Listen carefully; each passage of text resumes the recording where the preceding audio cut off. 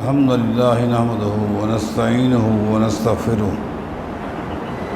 ونعوذ بالله من شرور أنفسنا ومن سيئات أعمالنا من يهده الله فلا مضل له ومن يضلل فلا هادي له وأشهد أن لا إله إلا الله وحده لا شريك له وأشهد أن محمدًا عبده ورسوله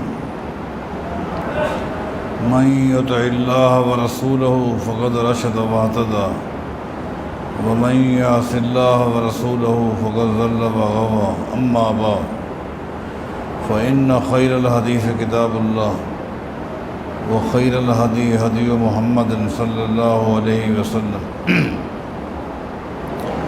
وشر الأمور محدثاتها وكل محدثة بدعة وكل بدعة ضلالة وكل ضلالة في النار. أعوذ بالله من الشيطان الرجيم. بسم الله الرحمن الرحيم. قل يا عبادي الذين أسرفوا على أنفسهم لا تقنطوا من رحمة الله إن الله يغفر الذنوب جميعا إنه هو الغفور الرحيم.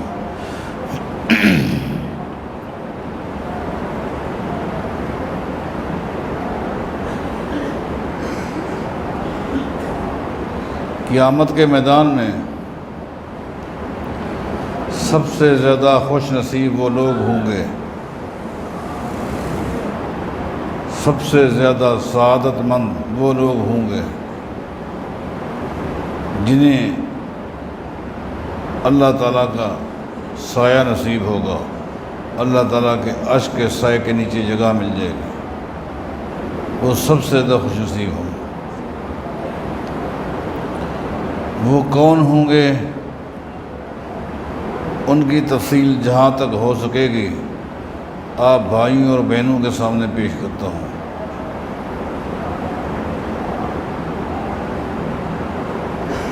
قیامت کے میدان میں اللہ تعالیٰ کے عرش کو لایا جائے گا، اللہ تعالیٰ اپنے عرش پر مستوی ہوگا اور اللہ تعالیٰ اعلان فرمائے گا،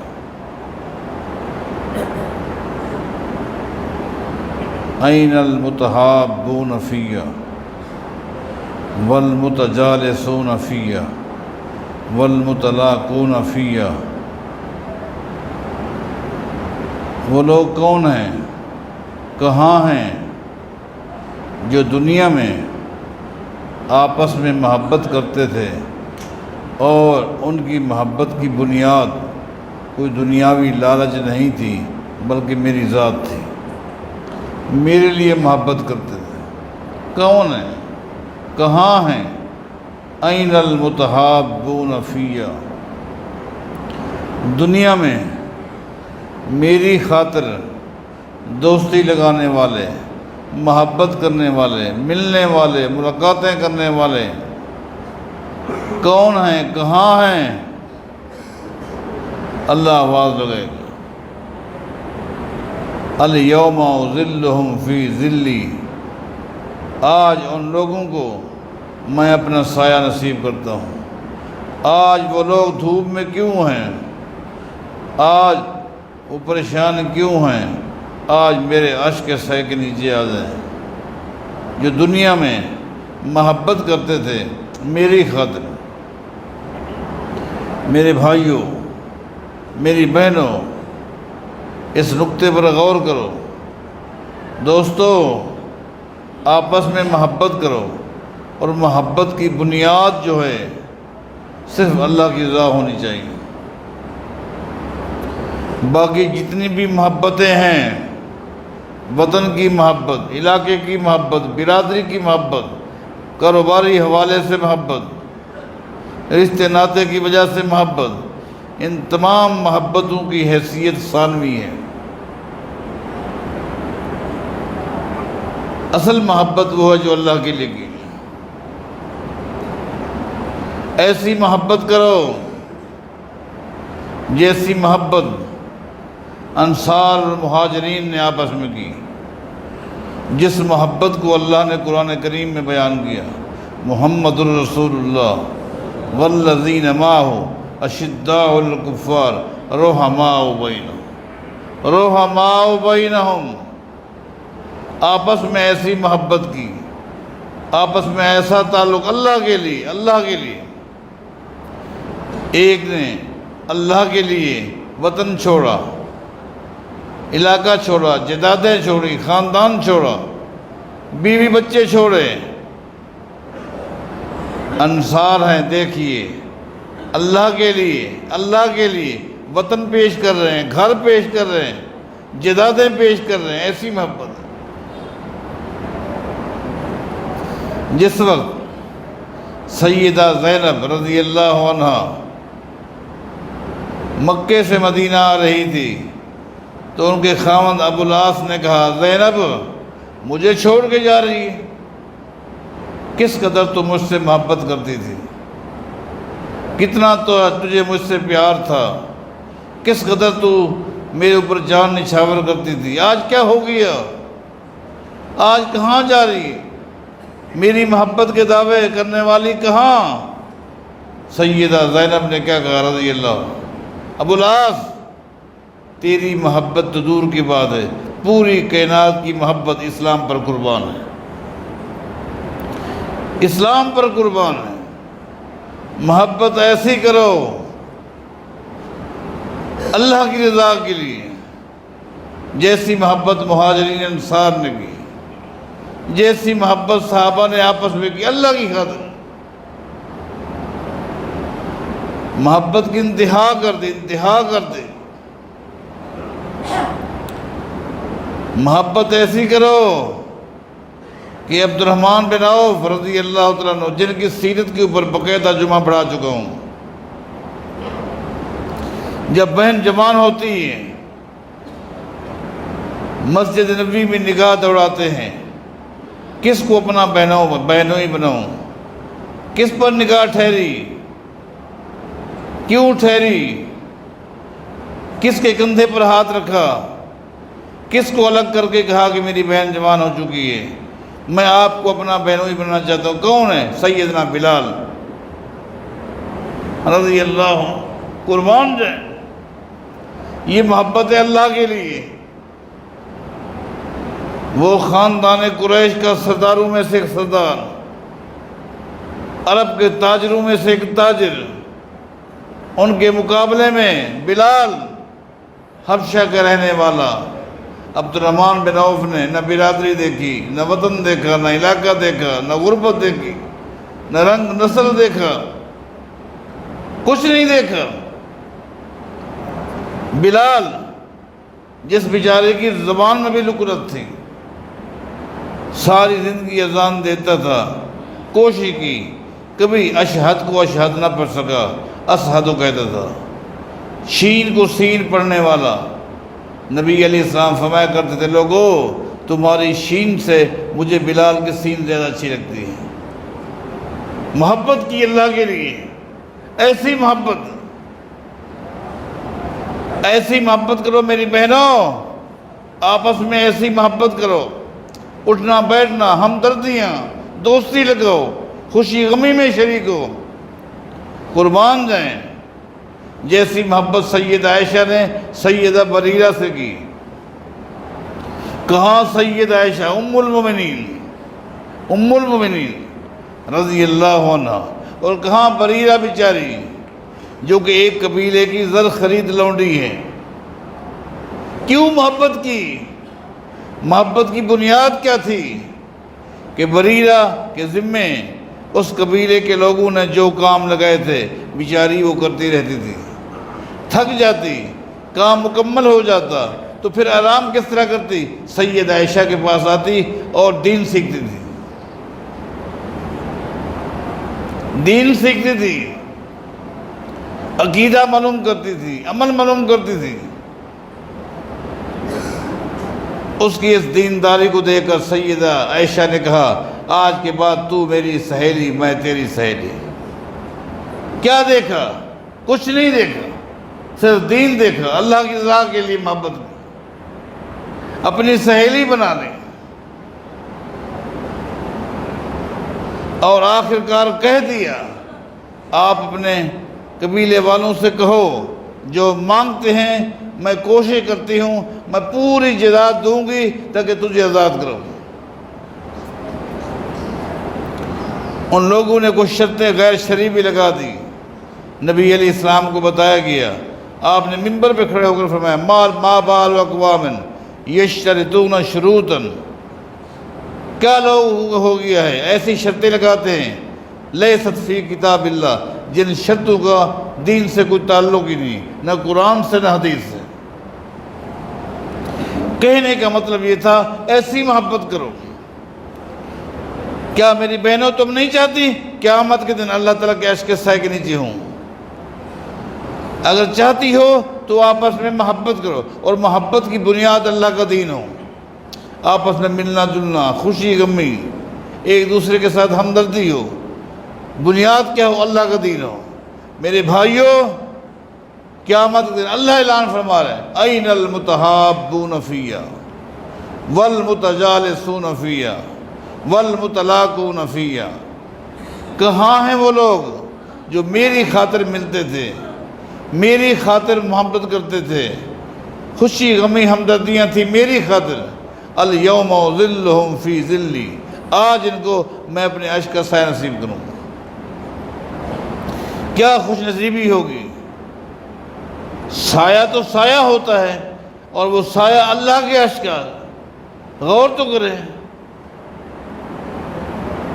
دنیا میں بڑے بڑے سایہ ہیں، لیکن ٹھنڈک مختلف ہوتی ہے۔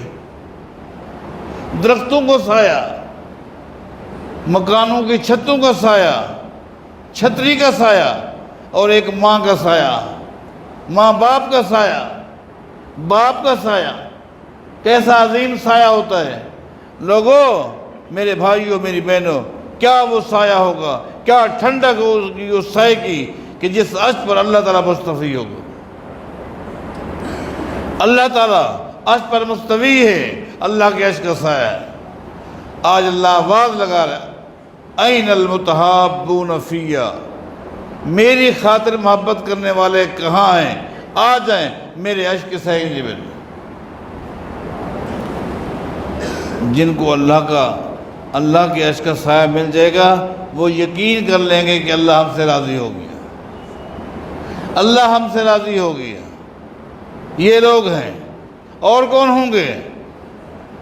سبعۃ یظلھم اللہ فی ظلہ یوم لا ظل الا ظلہ، امام عادل۔ اللہ تعالیٰ مسلمانوں کے حکمرانوں کو آواز دے کر کہے گا، مسلمانوں کے وہ حکمران جن کو دنیا میں حکومت ملی، اختیارات ملے، اور انہوں نے ہر ایک کے ساتھ انصاف کیا، امام عادل۔ اسلامی ریاستوں کے حکمرانوں، کیا تمہیں قیامت کے میدان میں اللہ کے عرش کا سایہ نہیں چاہیے؟ کیا قیامت کے میدان میں دھوپ میں جلنا اور سڑنا چاہتے ہو؟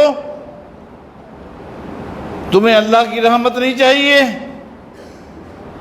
اگر تم چاہتے ہو قیامت دن اللہ کے عرش کے سایہ کے نیچے ہوں، آج تمہیں اختیارات مل چکے، ان اختیارات کا ناجائز فائدہ نہ اٹھاؤ۔ اللہ نے آپ کو اختیار دیا ہے، انصاف کرو، ہر ایک کے ساتھ انصاف کرو۔ اب ہر ایک کے ساتھ جب انصاف کریں گے تو ہر ایک میں سب سے پہلے اللہ کی ذات آئے گی۔ سب سے پہلے اللہ کے ساتھ انصاف کرو۔ اللہ کے ساتھ انصاف کیا ہے؟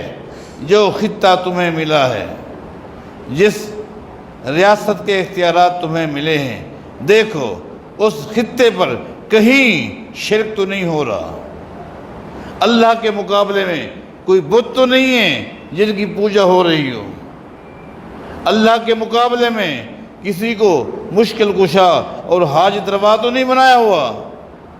سب سے پہلے اللہ کے ساتھ انصاف کرو۔ اسلامی ریاستوں کے حکمرانوں، سب سے پہلے اللہ کے ساتھ انصاف کرو۔ اللہ کے ساتھ انصاف یہ کہ تم شرک کا خاتمہ کرو۔ تمہارے لیے نمونہ ہے کون؟ محمد الرسول اللہ صلی اللہ علیہ وسلم۔ مکہ فتح ہو گیا، آپ کو اختیارات مل گئے، آج آپ کو اختیارات مل چکے ہیں۔ آج آپ نے پہلا کام کون سے کیا؟ مکہ فتح کرنے کے بعد حکمرانوں ذرا سیرت کا مطالعہ کرو کہ نبی علیہ السلام نے اقتدار سنبھالتے ہی سب سے پہلے کیا کام کیا؟ حج کیا؟ عمرہ کیا؟ طواف کیا؟ نہیں، سب سے پہلے بیت اللہ کے اندر جتنے بت تھے ان کو توڑا، سب سے پہلے شرک کا خاتمہ کیا، کیونکہ شرک اور توحید یہ دونوں ایک جگہ جمع نہیں ہو سکتے۔ نبی علیہ السلام نے فرمایا یا علیو، اے علی، مقداد کو، زبیر کو ساتھ لے کر جاؤ، مکے سے باہر دور دراز جہاں کہیں کوئی قبر ایک بالش سے زیادہ ابری ہوئی نظر آئے اس کو برابر کر دو۔ نبی علیہ السلام نے اختیارات سنبھالتے ہی سب سے پہلے شرک کا خاتمہ کیا۔ یہ اللہ کے ساتھ انصاف ہے۔ اسلامی ریاستوں کے حکمرانوں ہر ایک کے ساتھ انصاف کرو، سب سے پہلے اللہ کے ساتھ انصاف کرو۔ یہ دیکھو زمین کی پشت پر اسلام اور اہل اسلام کے ساتھ کیا ہو رہا ہے، تمہیں مل کر یہ تمہارا مشترکہ مسئلہ ہے۔ کیا ہو رہا ہے آج فلسطین میں؟ کیا ہو رہا ہے آج؟ کیا ہو رہا ہے؟ یہ کسی ایک ریاست والوں کی ذمہ داری نہیں ہے، عالمی سطح پر اسلامی ریاستوں کے حکمرانوں کا یہ فریضہ ہے۔ ایسا کیوں ہو رہا ہے؟ مسلمانوں کو جہاں بھی دیکھیں ظلم کی چکی میں پیسا جا رہا ہے۔ کیا تمہاری یہ ذمہ داری نہیں ہے؟ اپنی ذمہ داری کا احساس کرو۔ امام عادل، امام عادل، آج قیامت کے دن عدل و انصاف کرنے والے حاکم کو اللہ تعالیٰ اپنے عرش کا سایہ نصیب فرمائے۔ وشاب، یہ صحیح بخاری کی حدیث ہے، وشاب نشأ فی عبادت اللہ تعالیٰ۔ ان نوجوانوں کو آواز لگائی جائے گی، نوجوانوں کو، نوجوانوں، میرے نوجوان بیٹو بیٹیوں، غور کرو، آج قیامت کے دن نوجوانوں کو آواز لگائی جائے گی۔ کون نوجوان؟ جنہوں نے جوانی کے اندر اللہ کی عبادت کا حق ادا کیا۔ سب سے زیادہ شیطان کا حملہ کب ہوتا ہے؟ جوانی میں ہوتا ہے۔ جوانی میں شیطان کے حملے بڑے سخت ہوتے ہیں، بے رہ روی، بغاوت، اسلام کے خلاف اکسانا۔ مسلمان بھائیوں، مسلمان بہنوں، آپ اپنی اولاد کی تربیت ایسی کریں جو آپ کے لیے نمونہ بن جائے اور آپ کے لیے صدقہ جاریہ بن جائے۔ شاب نشأ فی عبادت اللہ تعالیٰ۔ نوجوانوں، آپس میں محبت کرو اللہ کی خاطر، دوستی لگو، آپس میں تمہارے تعلقات ہونے چاہیے، لیکن تعلقات کی بنیاد اللہ ہونا چاہیے۔ اللہ کی رضا کے لیے دوستی لگاؤ، اٹھنا بیٹھنا ہو، دنیاوی مقاصد چھوڑ دو۔ دنیا بڑی تیزی کے ساتھ جا رہی ہے اور ہم سب بڑی تیزی کے ساتھ آخرت کے قریب ہوتے جا رہے ہیں۔ اے دن، ہماری زندگی کا ایک دن کم ہو رہا ہے۔ سوچو قیامت کے دن کیسے ہی خوش نصیبی ان لوگوں کے لیے ہوگی کہ اللہ کا اعلان ہوگا اس طرح کے نوجوانوں کو بھی میرے عرش کا سایہ نصیب کرو۔ وَرَجُلٌ قَلْبُهُ مُعَلَّقٌ بِالْمَسَاجِدِ۔ آواز لگائی جائے گی۔ زمین پر کچھ لوگ ایسے بھی تھے جن کو مسجدوں کے ساتھ اتنی محبت تھی، اتنی محبت تھی، اتنی محبت اپنے گھر سے بھی نہیں تھی۔ ایسی محبت تو انہیں اپنے دفتر سے، اپنے کارخانے سے، اپنی دکان سے بھی نہیں تھی۔ جہاں بھی بیٹھے ہوتے بار بار سورج کی طرف دیکھتے، گھڑی کی دیکھتے تھے، نماز کا وقت تو نہیں ہو گیا، جو ہی وقت ہوتا مسجد میں آتے، مسجد سے محبت کرنے والے، پریشان ہوتے مسجد میں آ جاتے، نوافل پڑھتے، تلاوتیں کرتے، اذکار کرتے۔ اللہ کے گھروں کے ساتھ محبت کرنے والے بن جاؤ میرے بھائیوں، میری بہنوں۔ آؤ ان مساجد کے اندر اللہ کے آگے گڑ گڑا کر عاجزی کے ساتھ، انکساری کے ساتھ اپنی آخرت کی فکر کرو۔ وَرَجُلٌ قَلْبُهُ مُعَلَّقٌ بِالْمَسَاجِدِ، یہ حکم مردوں کے لیے بھی ہے، عورتوں کے لیے بھی ہے۔ سیدہ زینب کے بارے آپ نے سنا ہوگا، بارہا ام المومنین ہیں، قربان جائیں۔ نبی علیہ السلام ایک رات عشاء کی نماز کے فوراً بعد مسجد نبوی میں اصحاب صفہ سے ملنے کے لیے گئے۔ وہاں کیا دیکھتے ہیں کہ دو پلروں کے درمیان ایک رسی بندھی ہوئی ہے۔ آپ نے فرمایا ابھی تو ہم نے عشاء کی نماز پڑھی ہے، عشاء کی نماز میں تو یہ رسی نہیں تھی، ابھی یہ رسی کس نے باندھی ہے؟ قالوا لزینب، اصحاب صفہ نے کہا یہ رسی سیدہ زینب کی خاطر بندھوائی گئی ہے۔ وہ کیوں؟ میری بیوی کے لیے؟ جی ہاں، جس رات آپ نے سیدہ زینب کے ہاں ٹھہرنا ہوتا ہے، اپنے گھر میں رہتی ہے آپ کی خدمت کے لیے۔ باقی دنوں میں عشاء کے بعد مستقل آتی ہیں اور ساری رات اللہ کے گھر میں ذکر کرتی ہیں، نمازیں پڑھتی ہیں، اور جب تھک جاتی ہیں اس رسی کے سہارا لیتی ہیں تاکہ میں گر نہ جاؤں، لمبے لمبے قیام کرتی ہیں، لمبے لمبے رکوع کرتی ہیں۔ یہ الگ بات ہے۔ نبی علیہ السلام نے فرمایا اس کو توڑ دو، اور آپ آگے بڑھے، ایک حدیث میں آتا ہے آپ نے اس رسی کو توڑ دیا، اور فرمایا کہ جب زینب آئے رسی ٹوٹی ہوئی دیکھے گی، پوچھے گی کس نے توڑی تو بتانا کہ محمد توڑ گئے صلی اللہ علیہ وسلم۔ اور اعلان یہ ہے کہ اللہ تعالیٰ نہیں اکتاتا لیکن بندے اکتا جاتے ہیں۔ ایسی عبادت کا کوئی فائدہ نہیں ہے جس میں بندہ اکتا جائے۔ کہنے کا مطلب یہ خواتین بھی راتوں کو مساجد میں آتی ہیں۔ مسجدوں کے ساتھ ایک تعلق ہے، سکون کی جگہ، راحت کی جگہ، آرام کی جگہ، اللہ کی رحمتوں کے نزول کی جگہ یہ مساجد ہیں۔ وَرَجُلَانِ تَحَابَّا فِي اللَّهِ اجْتَمَعَا عَلَيْهِ وَتَفَرَّقَا عَلَيْهِ، اللہ تعالیٰ ان کو بھی بلائے گا جو دور دور کے سفر کرتے ہیں تیمارداری کے لیے، اپنے بھائی کی خیریت معلوم کرنے کے لیے، اور یہ تعلق کیسا تھا؟ صرف اللہ کے لیے تھا، صرف اللہ کے لیے تھا۔ نبی علیہ السلام نے بنی اسرائیل کے ایک آدمی کا واقعہ بیان کیا کہ وہ اپنے علاقے کو چھوڑ کر دوسرے علاقے کی طرف جا رہا تھا۔ راستے میں چوک پہ دیکھا کہ ایک بندہ کھڑا ہوا ہے۔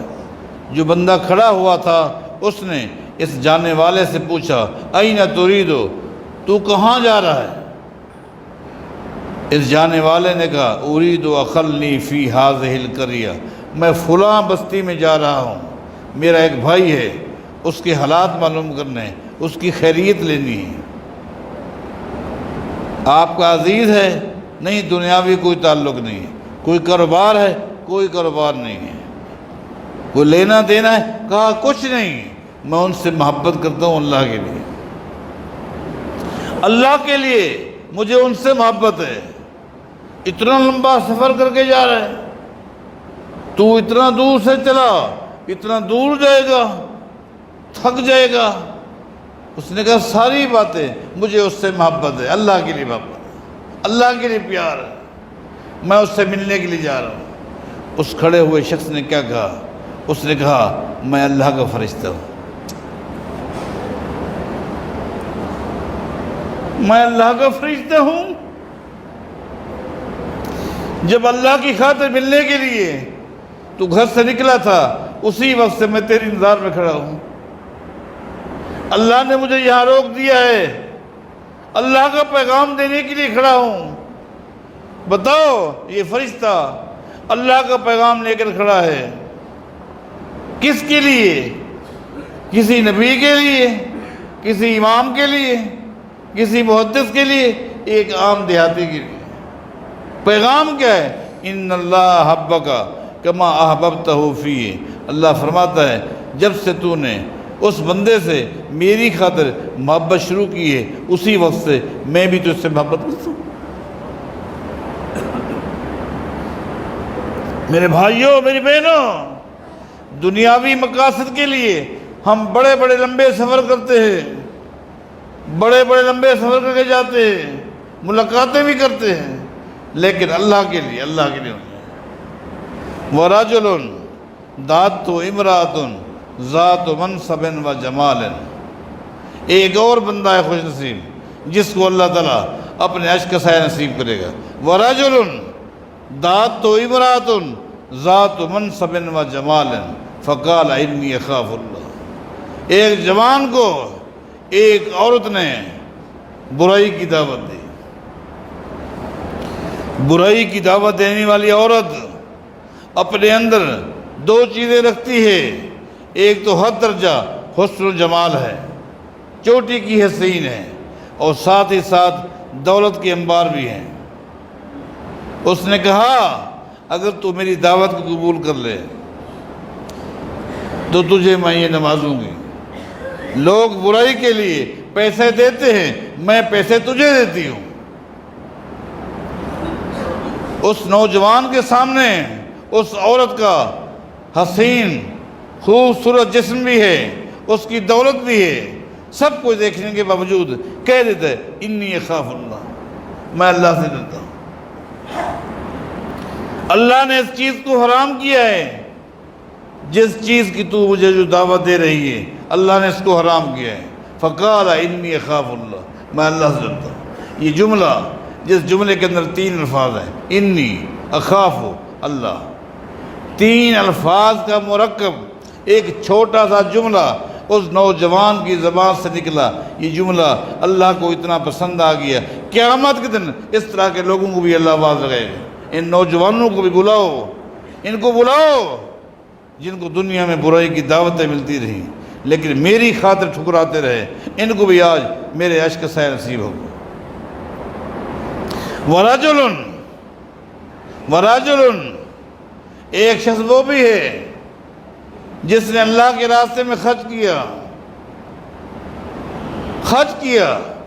حَتَّى لَا تَعْلَمُ شِمَالُهُ مَا تُنْفِقُ بِيَمِينِهِ، دائیں ہاتھ سے خرچ کیا اور خود بائیں کو بھی پتہ نہ چلا۔ یہ خرچ کرنا اللہ کو پسند ہے۔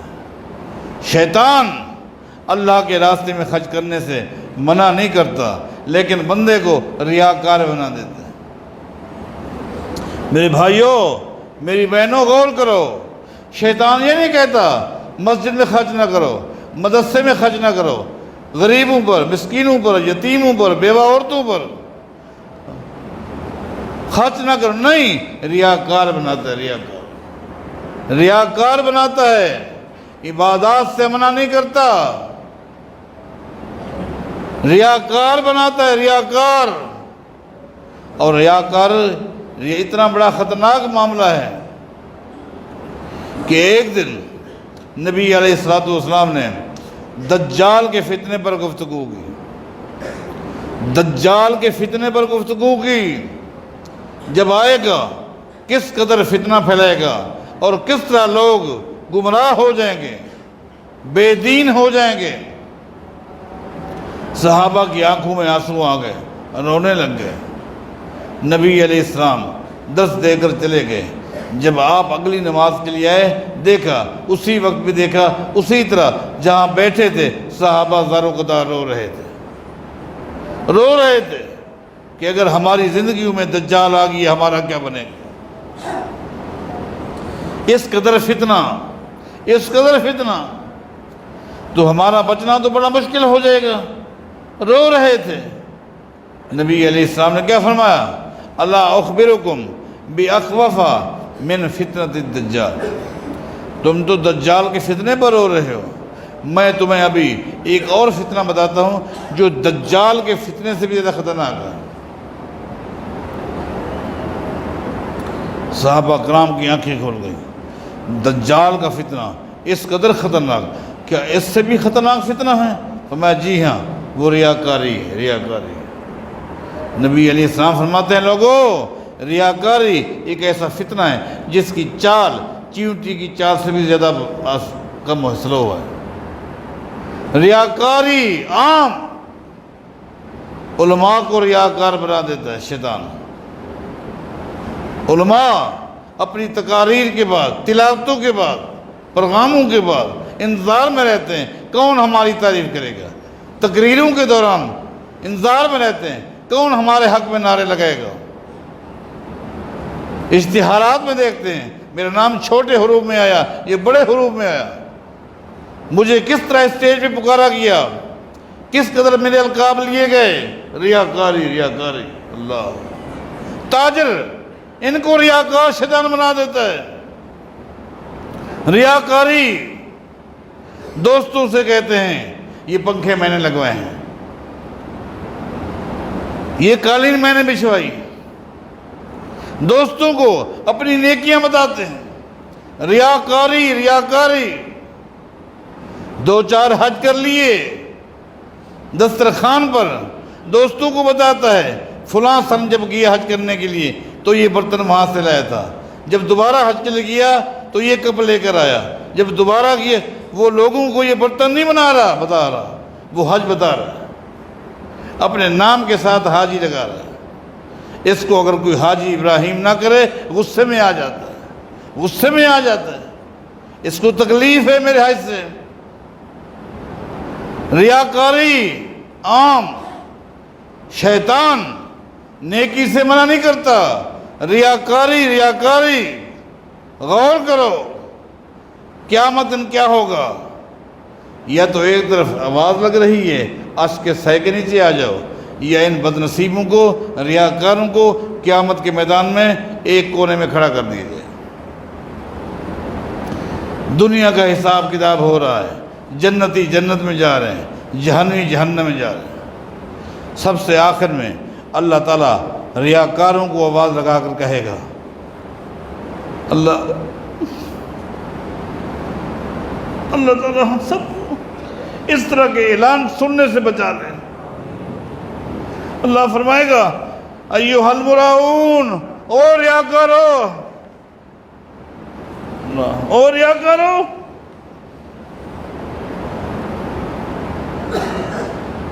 جس ریاکاری کی خاطر تم نے نیکیاں کی ہیں، جن کو خوش کرنے کے لیے تم نے یہ کام کیے ہیں، جن کو دکھلانے کے لیے یہ اچھے اچھے تم نے کام کیے ہیں، جاؤ ان سے کچھ ملتا ہے تو لے لو، میرے پاس تمہارے لیے سوائے جہنم کی کچھ نہیں۔ اخلاص، اخلاص۔ میں عرض کر رہا تھا اسی طرح وَرَجُلٌ ذَكَرَ اللَّهَ خَالِيًا فَفَاضَتْ عَيْنَاهُ، قیامت کے میدان میں ان خوش نصیبوں کو بھی آواز لگائی جائے گی جو رات کی تاریکی میں اکیلے بیٹھ کر، مرد ہیں یا عورتیں ہیں، اکیلے بیٹھ کر اللہ سے معافی مانگتے ہیں۔ وَرَجُلٌ ذَكَرَ اللَّهَ خَالِيًا فَفَاضَتْ عَيْنَاهُ، اکیلے ہوتے ہیں، اکیلے رات کی تاریکی میں، رات کے اندھیرے میں اکیلے بیٹھ کر روتے ہیں، آنکھوں سے آنسو نکل آتے ہیں، اللہ کو مناتے ہیں۔ آج اللہ فرماتا ہے ان کو بھی میرے عرش کے سائے کے نیچے جگہ دو۔ التاجر الصدوق الامین، اللہ تعالیٰ آواز لگائے گا۔ دنیا میں کچھ لوگ ایسے بھی تھے، اے میرے پیغمبر آپ کی امت میں کچھ لوگ ایسے بھی تھے جو چوٹی کے تاجر تھے، لیکن ان کی کاروبار میں صداقت بھی تھی، امانت بھی تھی، نہ وہ جھوٹ بولتے تھے۔ حالانکہ کاروبار میں بہت زیادہ جھوٹ بولا جاتا ہے، بہت زیادہ جھوٹ ہی جھوٹ، جھوٹ کے بغیر کاروبار نہیں ہو سکتا۔ لیکن کچھ لوگ، کچھ میرے بندے ایسے بھی تھے جو کاروبار میں جھوٹ نہیں بولتے تھے، بددیانتی بھی نہیں کرتے تھے، جو چیز بتاتے تھے وہی دیتے تھے۔ ایسا نہیں ہے دکھلاتے کچھ اور تھے، دیتے کچھ اور تھے۔ التاجر الصدوق الامین، یہ تاجر جن کی تجارت میں امانت بھی ہے، صداقت بھی ہے، اے اللہ کیا اعلان ہے؟ اعلان یہ، ان کو بلاؤ اور میرے عرش کے سائے کی جگہ دو۔ تو یہ خوش نصیب لوگوں کا ذکر ہے، اس کی ایک تفسیر ہے۔ وقت اجازت نہیں دے رہا، بس میں دعا کرتا ہوں کہ اللہ ان لوگوں میں ہمیں شامل فرما دے جن کا قیامت کے دن یہ اعلان ہو رہا ہو کہ عرش کے سائے کے نیچے آ دے۔ اے اللہ تو ہم سے راضی ہو جا اور قیامت کے میدان میں اپنے عرش کے سائے نصیب فرما۔